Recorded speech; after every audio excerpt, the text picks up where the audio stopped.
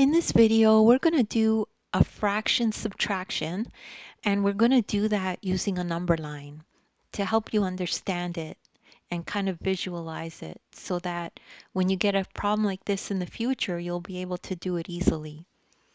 So if we have a problem like this that says, use the number line to help you complete the subtraction sentence. And here's the number line. Notice it goes from 0 to 1. And it's cut up into different pieces, okay? And this is the problem we need to figure out. 3/10 minus 1/10 equals something. So the first step is to notice that the number line starts at 0 and ends at 1, which we already noticed.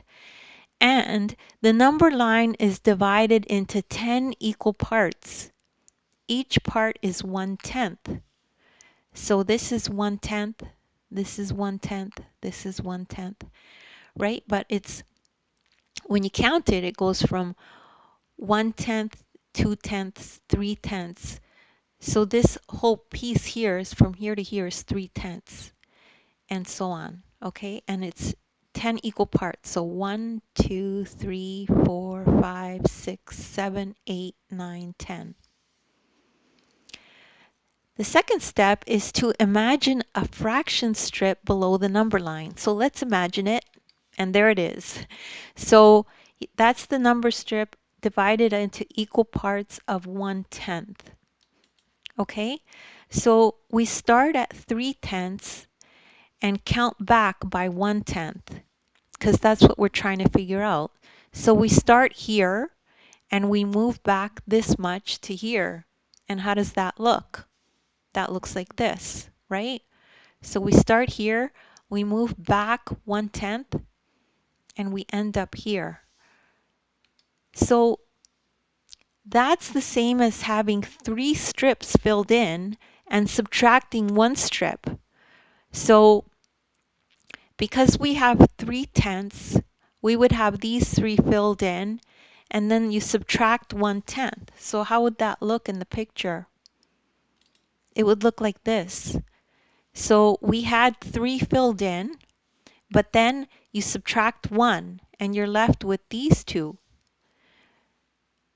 So we could see in both methods that when you use the number line, you end up at 2/10, and then with the strip, you also end up with 2/10. 3/10 minus 1/10 equals 2/10. And what you need to notice here is that the denominator stays the same, right? And then all you need to do is subtract 3 minus 1, and it equals 2/10. So these kinds of problems are simple when the denominators are the same for both fractions. Okay, so that's the end of this lesson.